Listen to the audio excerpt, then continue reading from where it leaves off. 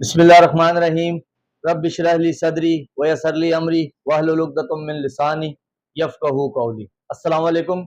मैं हूं एडवोकेट मुदस्सिर इकबाल चौधरी और आप देख रहे हैं हमारा चैनल लीगल इन्फोटेनर। आज हम बात करेंगे एफआईआर के हवाले से और वो कौन से डिफेक्ट्स हैं जो कि एक एफआईआर को कमज़ोर करते हैं। तो सबसे पहले हम बात करते हैं एफआईआर के बारे में। तो जो एफआईआर है ये इसके सबसे ऊपर जो है वो लिखा जाता है वक्त और जो डेट है वकूए की, ये ऊपर मेंशन की जाती है और उसके बाद इसके नीचे जो है वो 5 कॉलम्स होते हैं और उसके नीचे जो है वो एफआईआर के जो भी फैक्ट्स होते हैं वो लिखे जाते हैं। तो पहला कॉलम जो होता है उसमें लिखा जाता है कि ये जो एफआईआर है इसको दर्ज करने की तारीख और वक्त क्या है। सेकंड नंबर पे जो कॉलम होता है उसमें लिखा जाता है जो मुद्दई है उसका नाम, वल्दियत, उसका एड्रेस वगैरह लिखा जाता है। जो तीसरा कॉलम है उसमें मुख्तसर हालात लिखे जाते हैं जो कि एक जो सेक्शन होती है जो भी वो उसमें मेंशन कर दी जाती है कि ये जो नीचे स्टोरी दी गई है इस पे कौन सा लॉ एप्लीकेबल है, उसकी सेक्शन लिखी जाती है। चौथा जो है वो कॉलम होता है कि जो वकूआ हुआ है उसका पुलिस स्टेशन से कितना डिस्टेंस है। और जो पांचवा कॉलम होता है जो कि बहुत ज़्यादा इम्पोर्टेंट है वो है कि अगर कोई एफआईआर दर्ज होने में कोई ताख़ीर है तो उसकी क्या वजह है। तो ये 5 कॉलम्स के बाद जो है वो जो भी स्टोरी होती है एक वकूए की, वो पूरी की पूरी तहरीर होती है और उसके नीचे जो मुद्दई है उसका सिग्नेचर होता है। तो ये होती है एफआईआर। तो अब हम बात करते हैं कि वो क्या डिफेक्ट्स हैं जिसकी वजह से एक एफआईआर जो है वो कमज़ोर हो जाती है या ऐसे कौन से फैक्ट्स हैं जिनकी वजह से एक क्रिमिनल केस जो है वो कमज़ोर हो जाता है। तो सबसे पहले हम बात करते हैं कि हमारी सोसाइटी में एक रवाज है कि जब कोई एफआईआर कटवाई जाती है किसी जुर्म के अगेंस्ट में तो पूरे खानदान के नाम लिखवा दिए जाते हैं। अगर कोई लड़ाई हुआ है, कोई झगड़ा हुआ है, कोई इस तरह का मसला है तो एक्चुअल एक्यूज के साथ साथ उसके बाप, भाई, रिश्तेदार, दोस्त, अहबाब सबके नाम लिखवा देते हैं।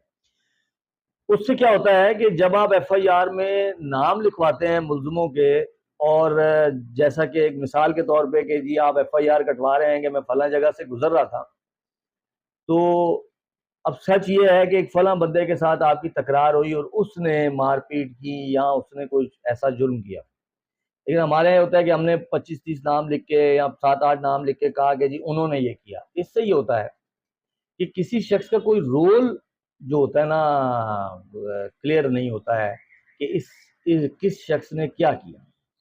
तो ये एक डिफेक्ट है। अगर कोई ऐसा जुर्म है जिसमें 6-7 मुल्जिम हैं और उनके नाम लिखवाए जा रहे हैं, अव्वल तो ये है कि कहानी को आप फैक्ट्स को सच बयान करेंगे, जितना सच बयान करेंगे उतना आपका केस जो है वो मजबूत होगा। तो अब जब आप लिखवाते हैं किसी वाक़ये की स्टोरी और उसमें 4-5 मुल्जिम हैं तो जिसका जो रोल है वो आप लिखवाएंगे। अगर 4 लोगों ने कोई आपसे छीना झपटी की है तो उसमें आप बताएंगे, जिनको अगर आप जानते हैं उनको तो आप नाम से बताएंगे कि फलां ने ये किया, फलां ने ये किया। या अगर कोई इक़दाम कत्ल का, लड़ाई झगड़े का या ज़ख्मी करने का कोई इस तरह का ऑफेंस है तो उसमें आप बताएंगे कि फलां शख्स का ये रोल था और फलां शख्स का ये रोल था। तो हमारे यहाँ सबसे पहले डिफेक्ट ये होता है कि नाम तो बहुत सारे लिखवा दिए जाते हैं लेकिन किसी का कोई रोल जो है वो एक्सप्लेन नहीं किया जाता। अच्छा, जो दूसरा डिफेक्ट है वो ये है कि अक्सर औकात ये होता है कि हम एफआईआर देर से जो है वो दर्ज करवाने जाते हैं, उसमें 2 दिन, 1 दिन, 2 दिन, 4 दिन का डिले आ जाता है। अब जो मैंने आपको कॉलम नंबर 5 बताया है उसमें जो मुद्दई है वो उसको प्रॉपरली एक्सप्लेन नहीं करता कि एफआईआर कटवाने में क्या वजूहात है जिसकी वजह से डिले हुआ।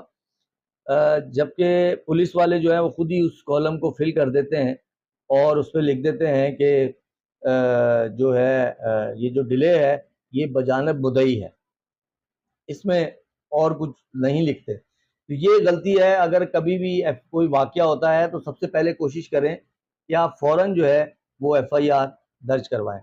और अगर कोई ڈیلے ہو گیا ہے تو اس کو پراپرلی ایکسپلین کریں کہ وہ کیا وجوہات ہیں جن کی بنا پر یہ جو ہے یہ ڈیلے ہوا ہے۔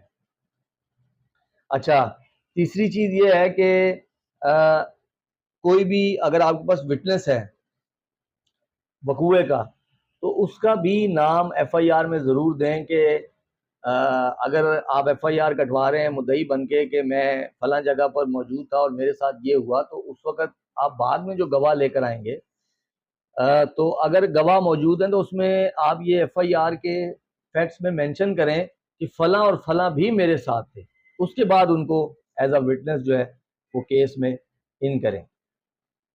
اچھا، اس کے بعد جو ہے ایک پرابلم اور ہمارے یہاں ہوتی ہے کہ جب کوئی وقوع ہو جاتا ہے تو اس کے بعد لوگ جو ہے وہ بیٹھتے ہیں، پہلے صلح مشورہ کرتے ہیں اور رابطہ کیا جاتا ہے ایسے شخص سے جس کا واسطہ رہا ہو کورٹ کچہری سے، اور اس کے بعد بڑا مشورے کے بعد جاتے ہیں اور جا کے جو ہے وہ ایف آئی آر کٹواتے ہیں، اور آخری لائن بھی یہی لکھ دیتے ہیں کہ یہ وقوع ہونے کے بعد میں گھر چلا گیا اور صلح مشورے کے بعد اب تھانے ایف آئی آر کٹوانے آیا۔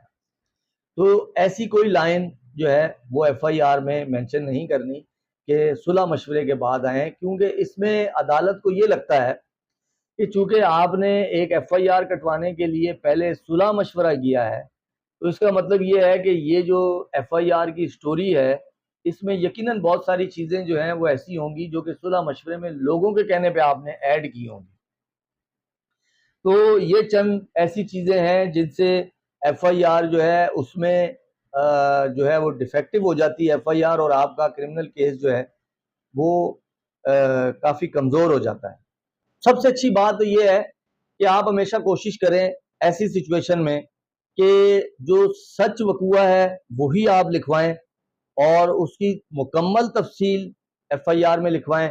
اگر آپ کو کوئی پولیس والا بھی مشورہ دے کہ آپ یہ باتیں اس میں ایڈ کریں، ایسا کبھی مت کریں۔ جو سچا وقوع ہے وہی آپ بیان کریں اور کمپلیٹ اس کو بیان کریں۔ اگر کوئی گواہ ہیں ان کے نام بھی آپ جو ہے وہ اس میں مینشن کریں، اور جو لوگ نہیں ہیں اس موقع پر ان کا نام کبھی مت دیں۔ ایسا نہ ہو کہ آپ اس کا نام دیں اور اس کے بعد وہ ایسے ثبوت لے آئے کہ وہ تو اس موقع پر جو ہے وہ موجود ہی نہیں تھا، اور آپ کی ایک غلطی کی وجہ سے آپ کا جو پوری کہانی ہے وہ مشکوک ہو جائے اور آپ کا کرمنل کیس ویک ہو جائے۔ Thank you very much. امید ہے کہ آپ کو ہماری ویڈیوز سے کافی رہنمائی ملتی ہوگی۔ چینل کو سبسکرائب لازمی کیجیے گا۔ اللہ حافظ۔